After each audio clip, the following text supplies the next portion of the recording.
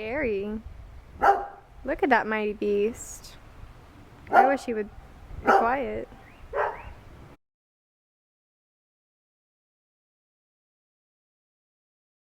I got the opportunity to work with Memorial Hermann Katy Hospital the summer before my junior year.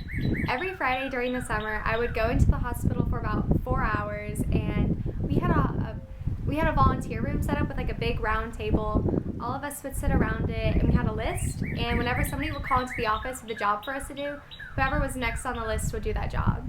Most of the times, these jobs consisted of transporting patients either in or out of the hospital, around different wings of the hospital, helping them fill out paperwork, delivering lab specimens, so like blood, urine, spit, to the different labs within the hospital, or just delivering things in general like flowers or balloons to patients.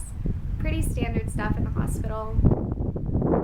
Sometimes we would help set up different events that were going on or pass out paperwork. Occasionally I would go into the marketing department and just help them file some stuff. But most of the times I would say I was transporting patients. Like that was probably 80% of the jobs that I did. My first day at the hospital was a very interesting day. About 20 minutes into my first shift, the power went out. I think there was either a tropical storm or a really heavy thunderstorm or something. But just in case you're not aware, at hospitals, the power never goes out. Like their backup generators have backup generators. But yeah, my first day the power went out. Obviously, of course, it would be. And nobody knew what to do because, like I said, power does not typically go out at a hospital, so they really didn't have a backup plan. But one of our other volunteers, he was actually in a supply closet and the power went out. So we texted him, we're like, oh, it's code black. Because we have a bunch of different codes at the hospital, like code blue is a heart attack, code pink is if a baby goes missing from the infancy room. So we were teasing this kid going, oh, it's code black. And there is no code black, but we freaked him out, so that was kind of fun. But yeah, power went out, no one knew what to do. It was just the emergency lights on. Thankfully, like surgery rooms and patient, like those, survivor machines, like defibrillators, I think, or whatever they hook you up for life support, those are on a different generator, so they didn't go out, thank goodness. But yeah, it was just a crazy day. That same day, like we were getting calls like crazy because the power obviously was out, no one knew what to do. But I got sent to transport a woman from a doctor's office into the ER. I didn't know what it was going into. I'm not a big fan of bloods. I was just going over there praying, like, please don't let it be gory, God, like, this is my first day. So I get to the doctor's office, and nobody in there speaks English. Like, the doctor wasn't there, so he was no help. But there was, like, a family of Hispanic people all crowded around this girl. She looked to be maybe a year or two older than me, so, like, 17 or 18. And she was heavily pregnant, and she was in labor. They didn't speak English. I don't speak Spanish, so I'm just like, get into the wheelchair, please. Like, and I was just thinking in my mind, oh my God, it's my first day at this hospital and I'm going to have to deliver a baby. Oh my gosh.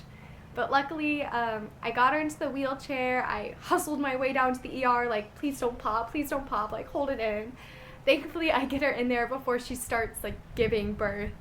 And yeah, that was my first day. Power went out, tricked some kid, and almost had to deliver a baby, but it was interesting. Thankfully, the rest of my time there was actually really boring. Probably the coolest thing that happened after that was I got to help out with the babies and fold blankets, and like, I didn't get to hold them because you have to be 18 to hold a baby, but I have to like see them and help the nurses out, and that was cool. But yeah, working at a hospital is definitely interesting. You meet really cool people. You learn a lot about how the medical industry works, the ins and outs of it. You get to meet doctors, physicians, or the same thing, nurses, surgical techs, other volunteers, all kinds of administrative people, learn kind of how each of their jobs works. So if you're interested in working in the medical career, I would highly recommend volunteering at either Memorial Hermann or Oak Band or the Children's Hospital. I think all of them have junior, like senior programs for high school students, so definitely check that out if you're interested. I know that you need to apply early in the year because if you want it, I know at my hospital we had 500 people apply for 50 spots, and I was extremely lucky to have one of those spots. So look now, research now, apply as soon as possible if you can. But Working at a hospital is great.